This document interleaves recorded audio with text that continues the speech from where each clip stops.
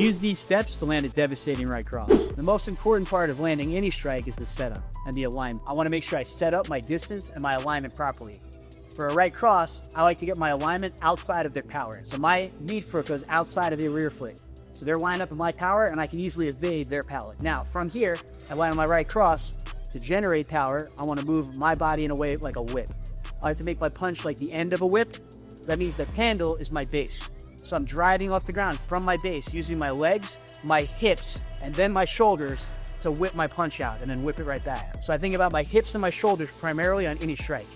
Since this is a punch, it's going to start at my hips, and that's going to help my legs. You're going to want to make my hip move. It's going to go up into my shoulder, that's going to make my arm move. And then that's going to come right back. I'm not going to try to use the muscles of my arm. I'm going to use the muscles of my back, my shoulders, my hips, and my legs to make the punch come out. If I just use my arms, all I'm going to do is make myself get tired and not land with any power. So when I'm here, I step into position, I get alignment, and I'm going to use that momentum and that whip to turn my hip.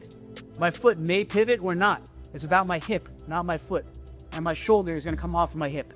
Once that shoulder extends, I'm going to let my punch whip out and then whip back. So I'm here and then back. I also want to make sure I train getting defensively sound positioning after a punch. I don't just punch and leave it there like this. I would punch here and then come back slow. I want to make sure I punch and get back to the safe spot immediately or a safe angle immediately. Follow me through more punching tactics.